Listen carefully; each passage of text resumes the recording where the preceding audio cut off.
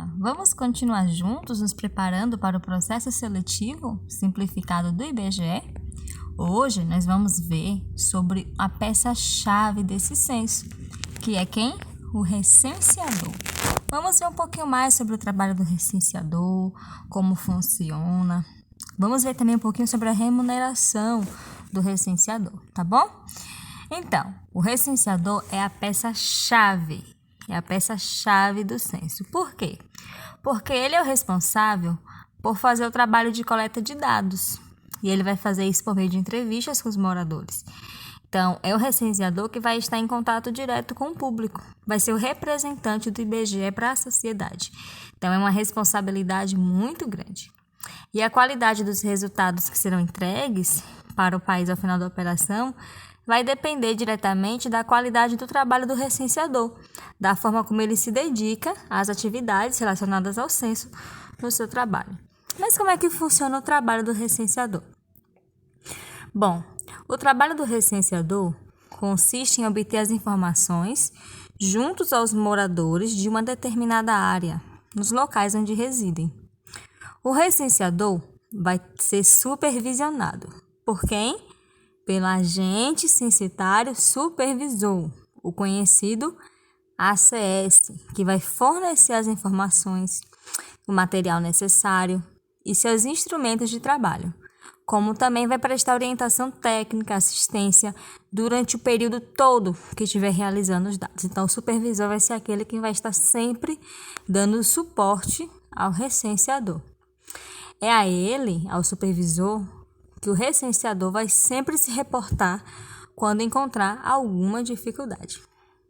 Bom, vamos ver aqui esse ponto, 3.2, aproveitamento e escolha do setor censitário. O bom desempenho do trabalho do recenseador está associado ao domínio dos conceitos e dos procedimentos que serão utilizados no censo. Por isso, é importante que o candidato a recenseador tenha um bom aproveitamento no momento da formação, já que a escolha da área em que deseja trabalhar vai depender de sua classificação final na avaliação do treinamento.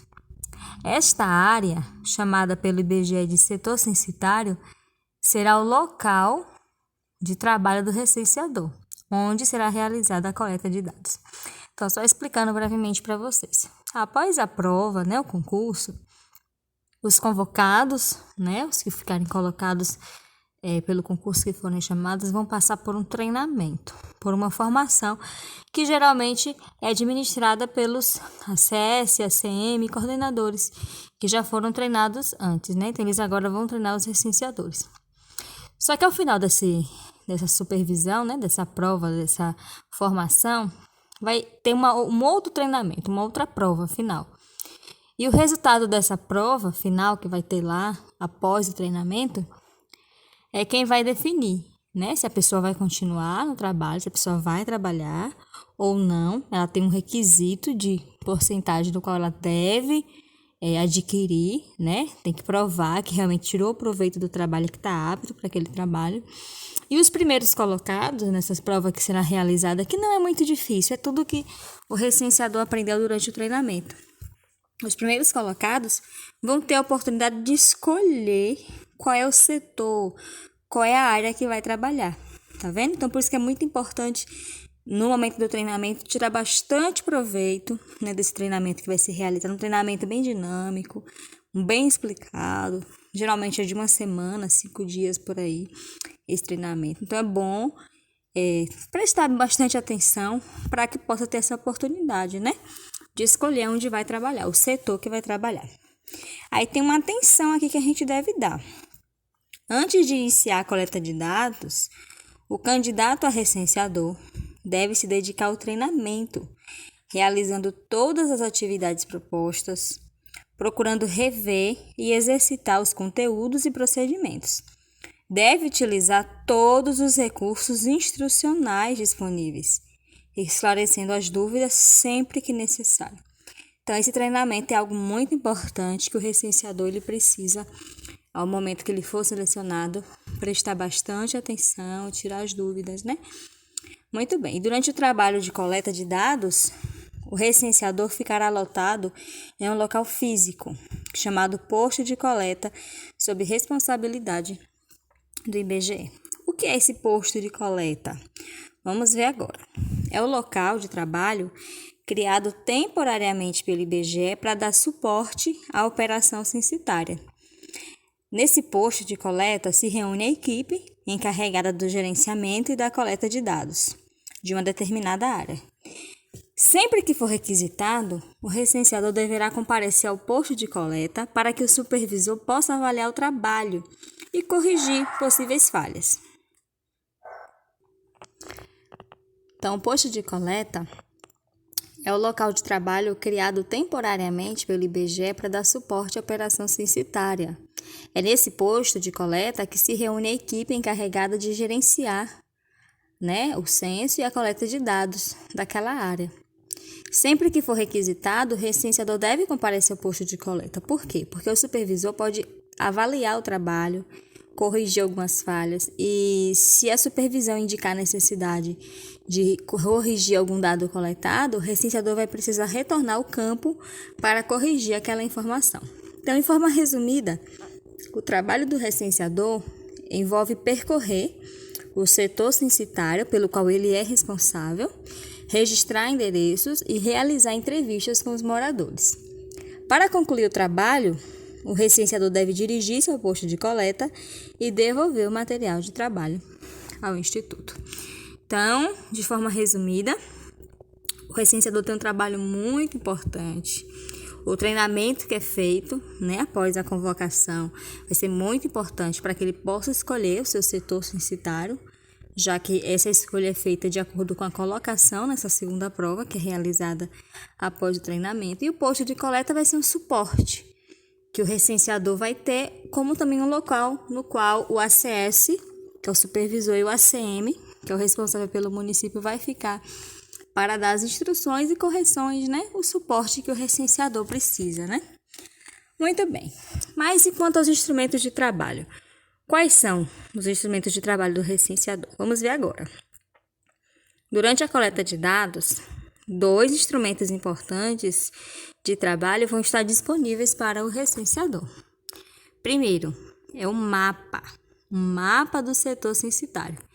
Esse mapa, ele é em papel, e aí vai ser fácil de utilizar, A gente pode levar ele junto com a pastinha que a gente recebe. Então, esse mapa vai nos fazer ter uma ideia, de por onde a gente vai recorrer. E o dispositivo é um móvel de coleta, conhecido como DMC. Então, esses são os instrumentos de trabalho do recenseador. E ele vai ser responsável de cuidar, desses materiais que ele vai receber, como também o manual do recenseador, o manual da entrevista, que vai ser digital. Então, vai ser muito importante que o recenseador ele cuide bem, de todo o material que ele venha receber. Os manuais do recenseador, e que ele cuide bem, de todos os materiais, manuais, mapa, Esse dispositivo móvel mesmo é algo de valor, Então, é preciso que seja alguém responsável, que cuide desses materiais. Quanto aos manuais do recenseador de entrevista, eles reúnem os conceitos, definições, procedimentos e orientações necessárias ao desempenho de suas atividades e ao registro das informações. O treinamento do recenseador é composto por outros materiais e recursos de formação, que também servem de suporte ao seu trabalho. Estes devem ser consultados sempre que necessário para garantir maior qualidade na coleta. Olha só quanta coisa a gente já conseguiu ver hoje, Coisas muito interessantes que vão nos ajudar a ter uma noção de como vai ser esse trabalho. E essa oportunidade que a gente está aqui tendo, de ter essa apostila em áudio para que a gente possa ouvir enquanto a gente está fazendo uma outra atividade, ou descansando, ou algo assim. Então, pode nos ajudar a nos preparar bem, para o concurso que se aproxima.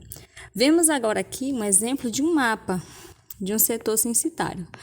Vocês conseguem observar aí que a cidade foi dividida, A gente vê aí que esse é um setor censitário. Tá vendo? Esse é um mapa. Então, nesse mapa, o recenseador vai saber por onde é que ele vai andar, por onde é que ele vai recensear. Olha só que interessante. O DMC é tipo um celular, É um equipamento que vai registrar e armazenar as informações coletadas em campo. Ele é praticamente mesmo um celularzinho, onde é tirado coordenadas, né? Onde a gente pode lançar os questionários, o endereço, e também vai ter um mapa nele. O mapa também vai estar disponível no DMC. Falando um pouquinho mais sobre o DMC, os recursos dele são muito bons. Olha, vai ser importante que o recenseador domine o uso dos aplicativos e funções do DMC, né? É fundamental. Com relação ao DMC, dominar o uso dos aplicativos e funções dele é fundamental para realizar o censo com a qualidade necessária, porque esse dispositivo que a gente está vendo aqui, né, dispositivo móvel de coleta, é o que vai ser usado, né, no dia a dia no trabalho do recenseador. Então, ele vai precisar ter habilidades, né, em mexer com a tecnologia, né, com aplicativos. O mapa do setor censitário vai estar disponível dele, né? A gente consegue ver até aqui nessa segunda imagem, ó, como é que ele vai estar disponível. Tá vendo? Então, o DMC tem esse recurso de mostrar o mapa, né? E é fundamental esse mapa porque é onde vai definir, né, a localização em que o recenseador ele vai trabalhar, tá certo? Também vai ter uma lista de endereços. Uma lista de endereços, são muitos recursos. Então, a lista de endereços é composta por endereços trabalhados no setor censitário em pesquisas anteriores. Por isso que essa lista é chamada também de lista prévia.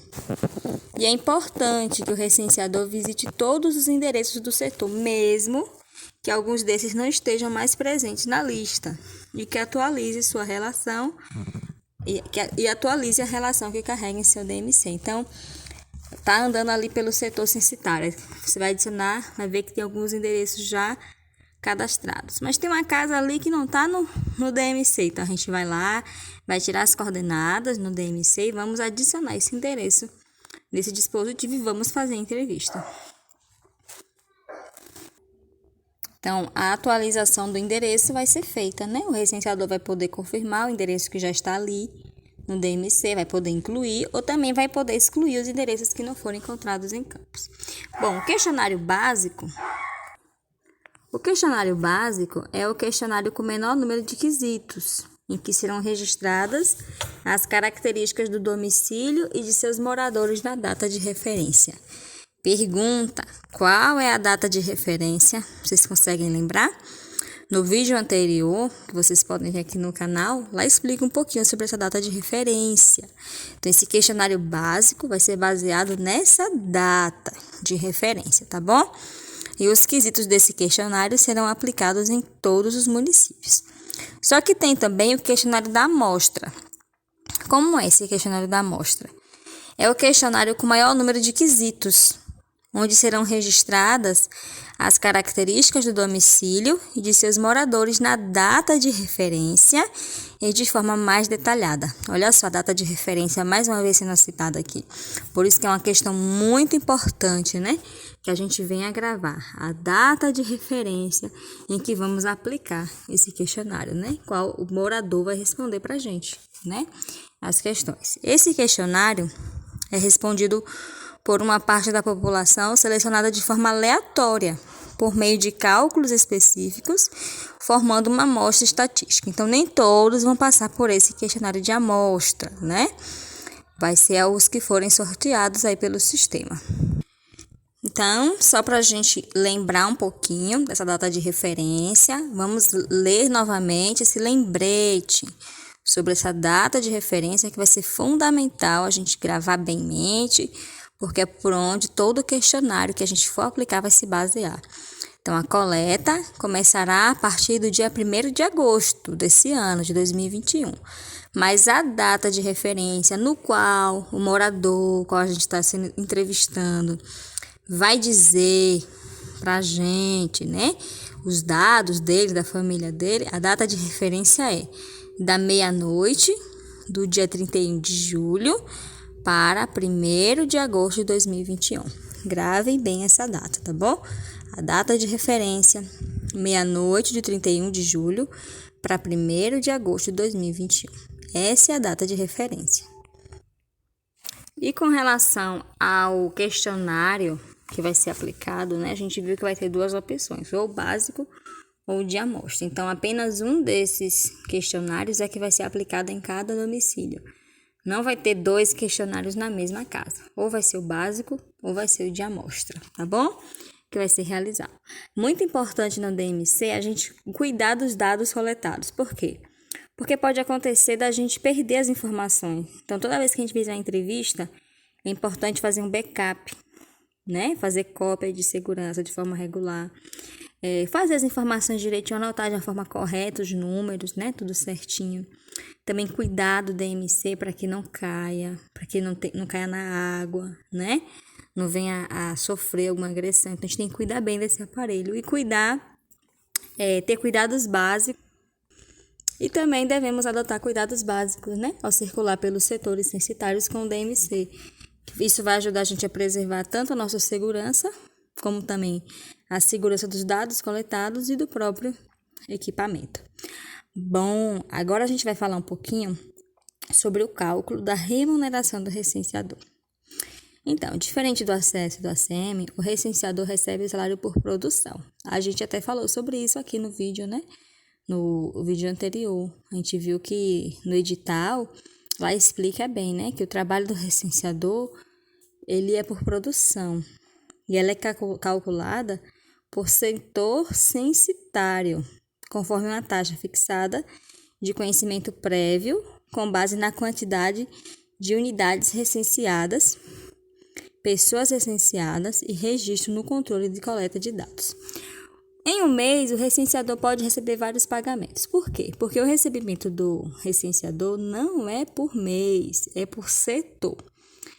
Então, digamos que o recenseador termina o setor em 15 dias, 20 dias, 7, 8 dias, após a conclusão, após a correção, supervisão do ACS e do ACM, pronto, o recenseador pode receber o seu salário.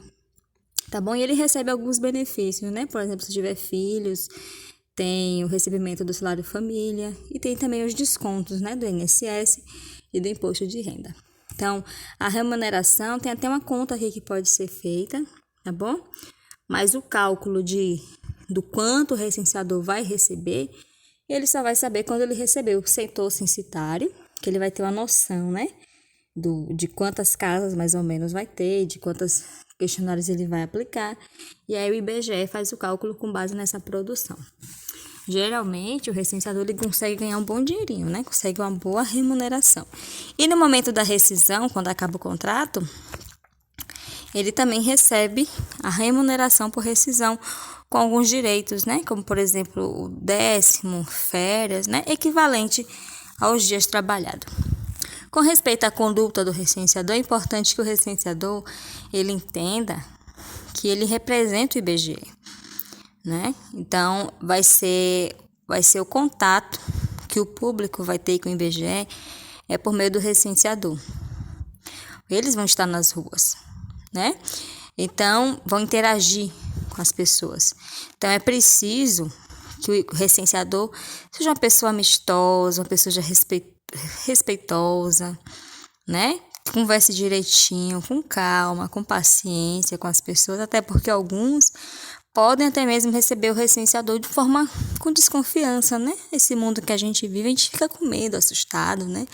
Alguns sofrem alguma resistência em responder, tem medo de que possam perder algum benefício. Então, é por isso que é importante que, além de o recenseador ser bem cortês, bem educado, ele também utilize o uniforme e utilize o crachá. Nesse crachá, como a gente vê aqui, ó, tem a foto do recenseador, tá vendo? Tem o QR Code para confirmar os dados dele diretamente no site do IBGE e tem os dados do recenseador aqui, bem impressos. Então, se a pessoa tem dúvida se ela é recenseadora mesmo ou não, basta mirar aqui o QR Code ou ver, né, se esse crachá se encaixa no perfil, né, do IBGE. E aqui tá o uniforme, ó. Como eu falei, né? Ele é a imagem do IBGE no contato com as pessoas a quem vai entrevistar. Então, é importante que ele esteja bem caracterizado. O boné, o colete e o crachá. Tá vendo aí que interessante? Aí tem uma dica aqui importante, ó. Informe ao entrevistado que é possível verificar a identidade do recenseador ou pela internet ou pelo telefone. Tá vendo? Foi o que eu disse agora há pouco, né? Se a pessoa estiver suspeitando dele, achando que não é recenseador, ele pode fazer uma ligação ou acessar a internet que vai estar lá no sistema a pessoa como recenseador. Tá bom? E ao abordar o entrevistado, é importante, né, esse carisma, a educação, né? Boa tarde, boa noite, por favor, obrigado, com licença. Então, é bom ter essa educação, né? De que a entrevista corra tudo bem. Então, são as palavrinhas muito importantes que a gente precisa usar, né? E é bom também evitar temas delicados, né? Por exemplo, política, religião, opiniões, né? Então, o recenseador ele é neutro ali, ele vai se desviar de afirmações polêmicas. O papel dele é só mesmo fazer as perguntas, não é discordar, debater, nada disso. Ele vai registrar o que está sendo entrevistado está falando. Então, o recenseador deve explicar para o informante, logo no início, de forma educada, de forma clara e segura, qual é a importância do censo. E se o recenseador encontrar uma resistência, né, no trabalho, a pessoa não quiser responder o questionário, ele de forma educada vai tentar explicar. Mas se mesmo assim não der muito certo, então aí o recenseador ele pode consultar o ACS, que o ACS vai dar algumas dicas, né, algumas orientações para aquele recenseador de como agir nesse caso. Então, a abordagem aos moradores é um momento crítico na coleta, em que o informante faz um primeiro julgamento do recenseador. Então, é importante que o recenseador demonstre profissionalismo e credibilidade, cumprimente o informante, identifique-se demonstrando que é uma pessoa credenciada e treinada para realizar a coleta pelo IBGE, que o recenseador também seja objetivo e fale de forma breve o que deseja e que se lembre que a pessoa está ali, o recenseador está ali, mas está representando uma instituição, está representando o IBGE. E isso inclui manter o sigilo das informações. A segurança das informações é outro aspecto que deve ser demonstrado pelo recenseador, né? Porque no censo, o recenseador tem deveres e responsabilidades. E um desses deveres e responsabilidades que o recenseador tem é não manter o sigilo das pesquisas. Na verdade, essas pesquisas que são feitas, elas só são utilizadas para fins estatísticos, né? Então, algumas pessoas ficam com medo, né, de alguma informação que der para o IBGE, perder algum benefício do governo, algo assim. Então, não é uma preocupação que realmente vai acontecer, porque o IBGE, né, ele só usa aquela pesquisa para estatística. O sigilo está preservado do cidadão. Então, o cidadão também só vai se sentir seguro em prestar as informações e no funcionário se ele souber disso, né? Tanto que o IBGE toma as precauções necessárias para garantir que dados individualizados não sejam divulgados. Então, lembrando, o IBGE não divulga dados de uma pesquisa, inclusive do censo, que venham identificar o informante, por exemplo, nome, telefone e outras informações. Não pode fazer isso, certo? E a lei, né, do país assegura o sigilo dessas informações. Outra dica importante: a violação do sigilo por servidores, agentes de pesquisa e recenseadores do IBGE estão sujeitas à punição de acordo com as normas da legislação vigente. Então, divulgar as informações recenseadas é um crime, não podem ser feitas. Então, o recenseador precisa ter isso em mente. E a conduta dele vai ser muito importante, principalmente se a pessoa tiver uma resistência, né, em responder. Ela pode tentar conversar com a pessoa, explicar, mas mesmo assim, se ela relutar, aí o recenseador pode falar, né, com o supervisor, e o supervisor vai dar informações de como proceder nessa situação, como eu falei anteriormente. E é importante que no trabalho que vai ser feito, é preciso que o recenseador ele saia com o seu DMC bem carregado, né? Que antes de sair para o dia de trabalho, bote na tomada para carregar, para não ter que descarregar. Planeje bem, né? Planeje bem como vai chegar no seu setor, os meios de transportes, o tempo de deslocamento, para que o trabalho seja mais tranquilo, né? Seja mais suave. E tem algumas dicas muito boas, ó. Não permitir que pessoas não autorizadas pelo IBGE acompanhem seu trabalho. Não permita que pessoas estranhas ao serviço manuseiem os equipamentos de coleta. Não permitir que informações contidas no dispositivo de coleta sejam vistas por terceiros. Não fazer comentários sobre qualquer informação obtida durante o trabalho e não revelar fatos ou informações sigilosas sobre os informantes, domicílios e estabelecimentos pesquisados. Então, esses dados são procedimentos que o recenseador é uma obrigação, ele deve fazer em campo, ter esses cuidados aí. Atenção! Em locais de povos e comunidades tradicionais, como indígenas, quilombolas, ciganos, pescadores, artesanais, além dos cuidados rotineiros da abordagem, previstos para o trabalho do IBGE para qualquer outro setor censitário, devem ser tomados outros cuidados, né, de acordo com a tradicionalidade dos diversos grupos. Então, o recenseador vai receber orientações específicas que vão ser dadas no momento oportuno antes de entrar nessas áreas especiais. Então, conseguimos ver um pouquinho aqui hoje, né, sobre o trabalho do recenseador. Vimos que ele é a peça-chave do censo, né? É aquele trabalhador que vai à luta, né, que representa a instituição e que vai levar adiante, né, os dados coletados. Então, já conseguimos chegar aqui, olha só, que interessante, já estamos na página 25 da nossa apostila, né? Então, no próximo vídeo, a gente vai ver mais um pouquinho sobre a estrutura, né, do IBGE e também sobre a estrutura do censo, tá bom? Que vai ser realizado. Aí é onde é que a gente vai entrar em contato com o serviço, né, do agente censitário supervisor e do agente censitário municipal. Foi muito bom estar aqui com vocês hoje. Espero que tenham gostado, que aproveitem bastante a leitura dessa apostila, tá bom? Que aproveitem os momentos para ouvir, para que possa estar estudando, ouvindo essas informações, a fim de tirarmos bastante proveito, né, dessas informações e nos preparemos bem para esse processo seletivo que logo, logo vai ser feito, tá bom? Foi um prazer, viu? Mais uma vez estar com vocês e até amanhã. Tchau!